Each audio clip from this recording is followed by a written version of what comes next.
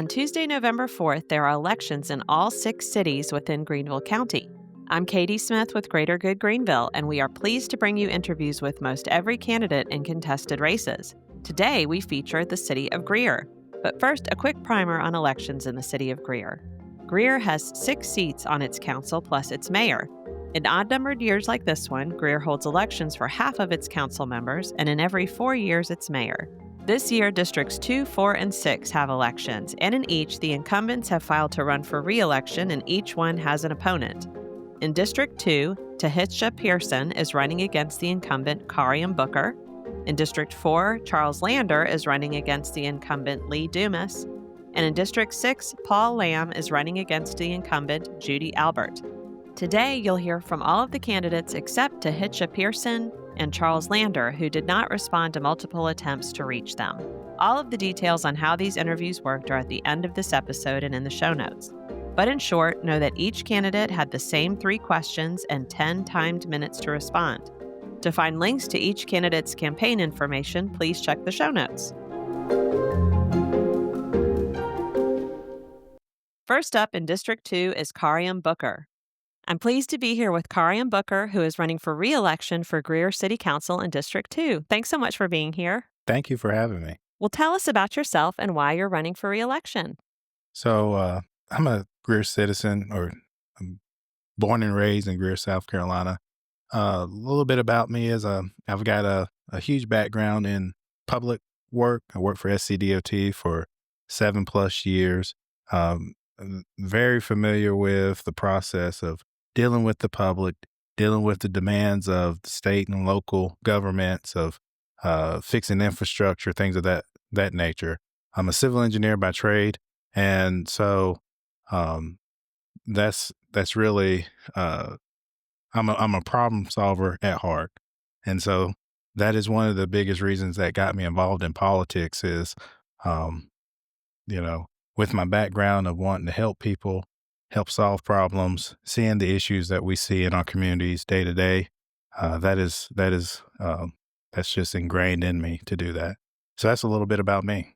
Thank you. What do you believe are the biggest issues facing your constituents?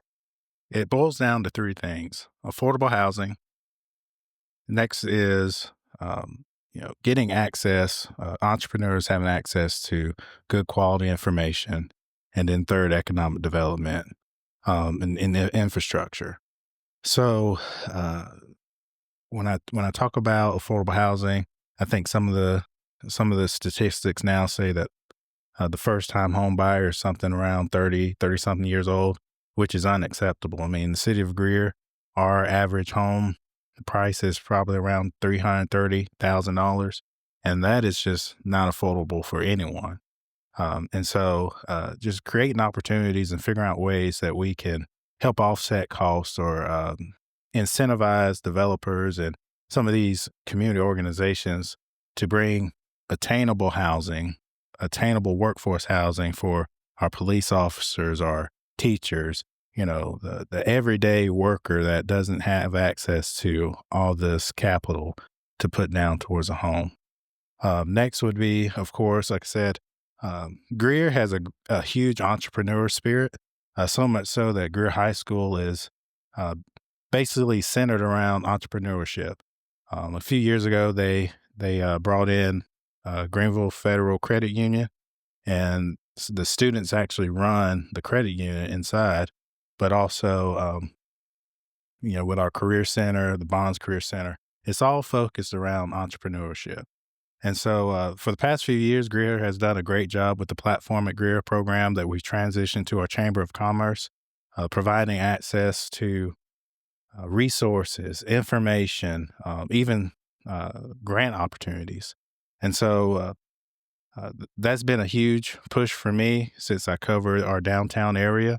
And also, One Spartanburg, they have a huge program that they've launched with their entrepreneur program.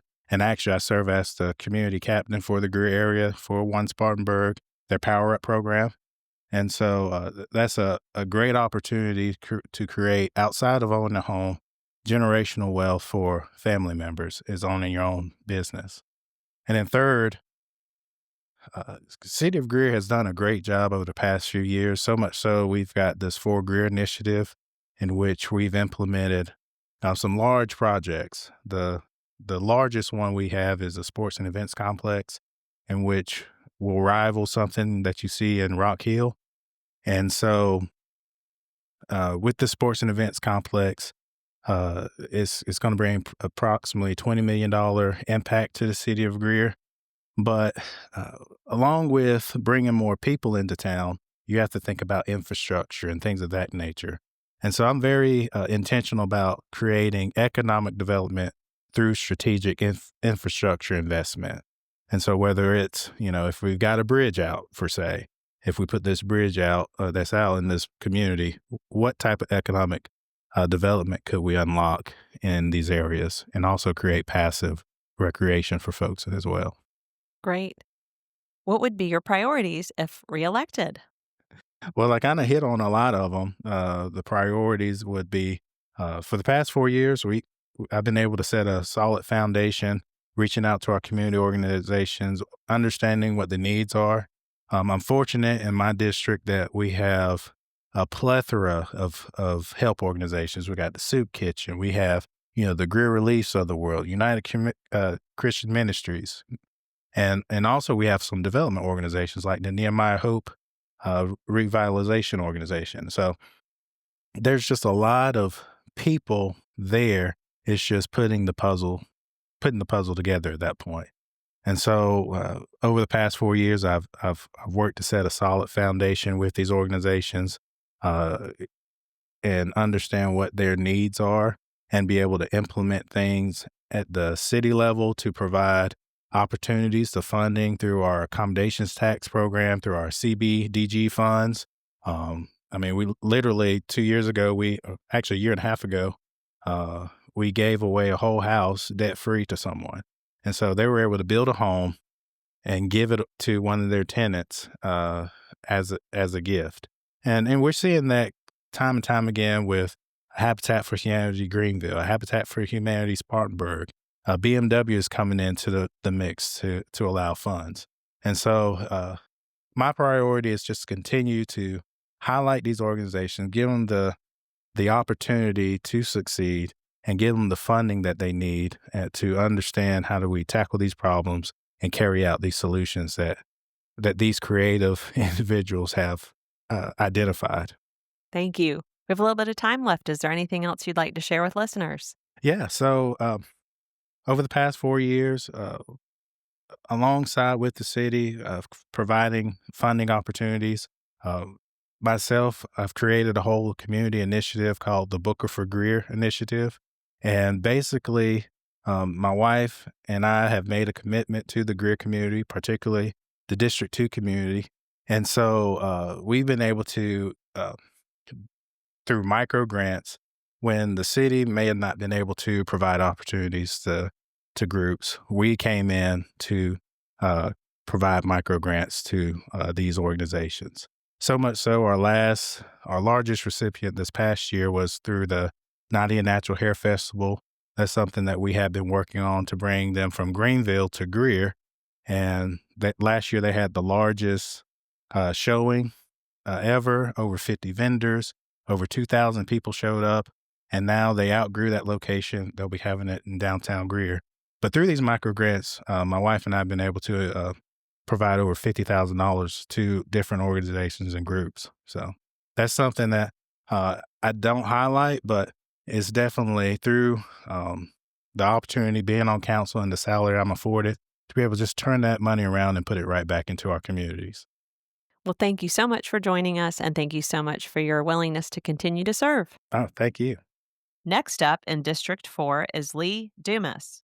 I'm pleased to be here with Lee Dumas, who is running for re-election for Greer City Council District 4. Thanks so much for joining us, Lee. Thank you, Katie. Glad to be here. Tell us about yourself and why you're running for re-election. Well, I'm just an old Greer boy. I'm from Greer, grew up there, fortunate enough to be in a big family, get to play a lot of sports, got to play in college, and thank God married my high school sweetheart. And we wanted to come back and settle down in Greer and just love living where we do and plugging in and making it a great place to live, work, and play. Great. What do you believe are the biggest issues facing your constituents? I think the biggest issues right now is misinformation. I think one of the greatest challenges is everybody's a media company now. They have a smartphone and they can make claims, and I feel like we're constantly on the defensive of all the positive and the wonderful things that we're doing and trying to accomplish within the city. And so that's the biggest challenge right now. It's just the misinformation. We've got to get that great message out there that is Greer, and to speak to all the wonderful things that we're doing, and and why all the people are coming here, and why the people stay and want to make a part of the city and to plug into. Thank you. What would be your priorities if reelected? If reelected, I really want to make sure that we're clear on who we are, and what makes us different and sets us apart, and makes Greer that great place to work, live, and play. To speak to some of the decisions that council has to deal with and wrestle with on a regular basis, and talk to constituents and hear about their issues. But the main thing I think is to maintain those great services that we have. We have an award-winning police service, award-winning fire service. We have parks, recs, tourism that's outstanding, and we're doing so many good things. And I just want to keep that momentum going. Thank you. We have a little bit of time left. Is there anything else you'd like to share with listeners?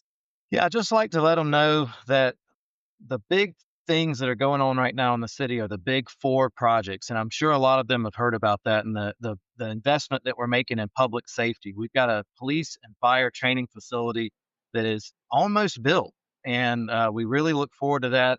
It's going to continue to allow our police and fire to function at a really high level, and we're excited to have that facility open up. There's so much growth in downtown Greer. We want to support that, and we're going to be building a parking garage coming up soon. And in District 4, if you're listening out there and you're in the city of Greer, this is specific to you. We're going to build a fire department in my district. So, very supportive of that and excited about expanding services in the northern part of the Greer area up around Blue Ridge Plantation, serving O'Neill Village. And so excited to see that fire department come online. But the last big project I'll tell you about is one we just broke ground on just 2 weeks ago, and that's the Sports and Events Center that's in Greer. And I finally got to see the visuals of it, and it's going to be the size of literally two Targets or Walmarts side by side. It's going to have the capacity to host nine full court basketball. Um, I can't even think of the word. Four basketball games, or nine basketball games at one time, and then up to 16 volleyball games. And then that doesn't. We also have the ability for seniors to come in and to work out, and to walk the track, and to play pickleball, and just expanding services and recreational opportunities to so many in our community. I'm just so thrilled to see what this facility is going to be, and excited for the people of Greer to get the benefit from it. And also, in the unique fashion of this, is to have people from outside of Greer to come in and pay for it. Tourism dollars are going to help to fund this. And so, yeah, we couldn't pay for it and do it ourselves, but people from outside the city, from all over the Southeast, are going to be coming in and playing sports with us. And they're going to be looking for places to stay and places to shop and spending their money inside the city. So we look forward to the big economic impact that this facility is going to have, and how it's going to improve the quality of life for citizens inside the city of Greer. It's a great time. Well, Lee, thank you so much for joining us, and thank you for your willingness to continue to serve this community. Katie, thank you. It has been a pleasure, and y'all are doing a great job, and we appreciate your service getting the word out to the city, and to everybody that's interested in what's happening in Greer. We really appreciate you. Next up is District 6, Judy Albert. I'm delighted to be here with Judy Albert, who's running for Greer City Council District 6. Thanks for being here, Judy. And thank you very much for having me. Great. Tell us about yourself and why you're running for reelection. Okay. Well, this will be my 5th term on City Council. I ran in 2010, and so I've been on council since 2010, and I have enjoyed serving the people. I am always glad and happy to be able to help them in any way that I can. I don't know of any real tragic issues that brought me into it here locally. I know at the time, I guess, of 29 when I ran, there seemed to be so much political issues going on nationwide. And I'm not saying in Greer or Greenville or South Carolina. I'm just saying that nationwide. And there just seemed to be so much disruption and so much corruption. I thought, okay, maybe I'll see what I can do. So I did run, and I did win that time. We had several people running, and so I'm just willing to serve and have enjoyed my time. Greer is a great city. Thank you. What do you believe are the biggest issues facing your constituents? Right off the top of my head, about the only thing that I can really say would be a concern would be the overcrowding in our schools. Woodland Elementary is certainly overcrowded, but they have brought some relief. They have opened up a new elementary school that's kind of will serve some of the students. And also, of course, we hear the traffic conditions.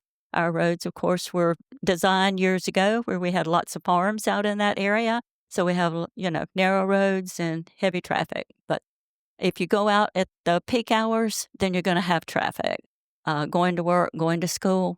But just in the middle of the day, if you need to go out for something, traffic's usually okay. Not like Woodruff Road or anything. Thank you. What would be your priorities if reelected? Well, I will continue to serve as I have, to continue to make Greer a great place to live, work, and play and enjoy. We have great parks. We have 4 great projects in the works. One of them is a large sports complex that will be built over in Greer off of 14. We have a lot going on now with a new fire station training center for the police and different departments that need to go there for special training. Then we just opened up a fire department not far down on Suber Road. We have also built a very nice outdoor basketball court to replace an old, smaller one that we had. So this one's 2 or 3 times bigger than the one that we had. So we've just had a lot going on. We have added more sports activities, different activities for different people, and moving up like everybody else in pickleball. So things have just really been growing rapidly in Greer. Thank you. You have a little bit more time. Is there anything else you'd like to share? Well, our city since 2010 has just about doubled in occupancy, and our employees for the city have doubled. So, I know years ago before I came on, or right before I came on, we had a new city hall built, and it's a wonderful building. Everybody's made use of in very many ways. Different people rent it out for different groups and things, and parties or weddings or what have you. And we basically outgrown that building. So in the years past, we've added other places for our employees to go to work, increased our police department training center has outgrown. So this will go with the new training center that's being built. So we have a lot going on. And I just hope that everyone will go out and vote on November the 4th and to their polling place. And I would certainly appreciate it in District 6 if they would cast their vote for me, Judy Albert. Thank you so much, Judy, for your willingness to serve and for joining us today. And thank you again for having me. And finally, in District 6, Paul Lamb. I'm pleased to be joined by Paul Lamb, who is running for Greer City Council District 6. Paul, thanks so much for joining me. Well, Katie, thank you for having me. It's really great to do this. Thank you. Great. Tell us about yourself and why you're running for office. Well, I've lived in Greer's District 6 since 1998, I'm sorry. During this time, I've been honored to serve on several City of Greer boards and commissions, including the Tax Accommodations Advisory Committee, the Recreation Association Board of Trustees, the Election Commission, and the Planning Commission, which I currently serve on. In addition to these roles, I've also long served on my Homeowners Association board and currently on 2 501c3 boards. So, held leadership positions in most of those organizations. So I think that's given me a lot of experience in leadership. Also a long time JC, an artillery officer for the outfit called the Army. So anyway, that's why I think I've got a range of leadership that I think will prepare me well to be on city council. And, that's, I guess, the best answer I have for that one. Thank you. What do you believe are the biggest issues facing constituents? Well, Greer, as you probably know, is experiencing some rapid growth. And one of the top priorities would be we got to work with the county, the state, and the feds, because most of the road problems we have are on those roads that belong to them, not the city. So the only solution will be to get funding from them, to get them to concentrate funding to solve those troubles. The roads the city owns are actually in pretty decent shape. Just don't own the ones that matter. So that's the number one. Additionally, Greer has one of the highest millage rates among all the municipalities in the state, significantly higher than the cities of Greenville or Spartanburg. So we need to investigate that and find out why that is. Especially Greer right now is pretty well full of commercial. There is very little commercial land that's not currently occupied and producing revenue.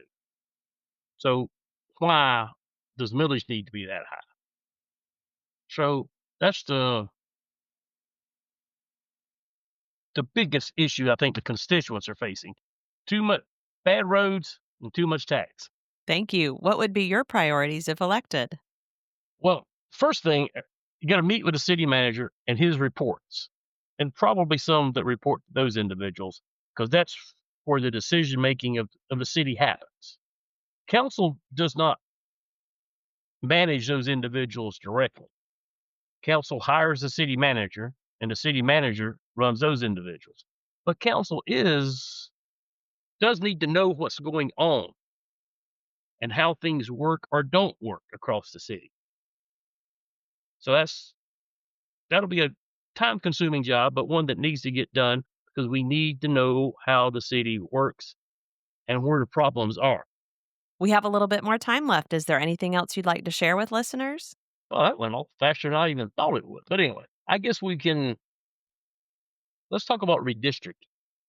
After the last census, as everybody else, Greer redistricted.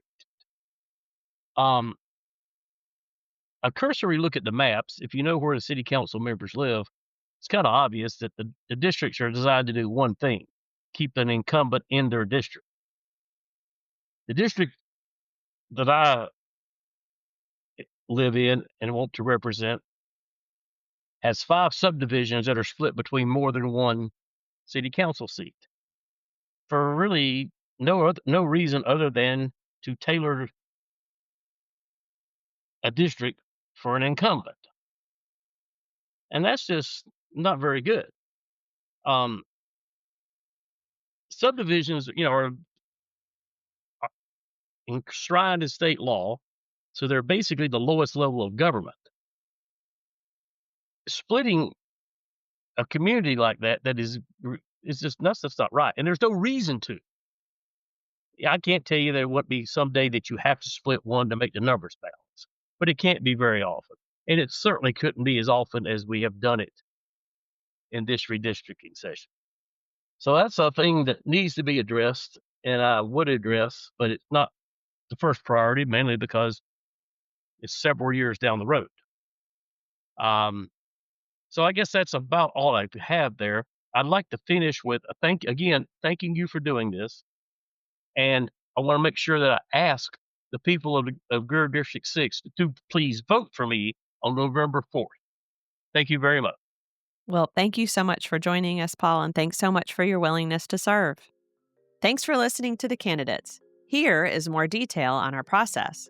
All candidates received the same 3 questions at the time of their invitation to join us shortly after the filing period closed, and they were given 10 timed minutes for their interview. Candidates were allowed to bring along a companion, such as a campaign manager, family member, or friend, and to record our session themselves. There were no edits made to the interviews. We've put links to the participating candidates' preferred internet presence on the episode page. Hi, Simple Civics Greenville County listeners, Nathaniel here. If you've made it this far, then we think you'll really love our newsletter. Sign up for bonus content, updates, and more right in your inbox. Look for the link in the description that says newsletter to sign up, or visit us at simplecivicgreenvillecounty.org.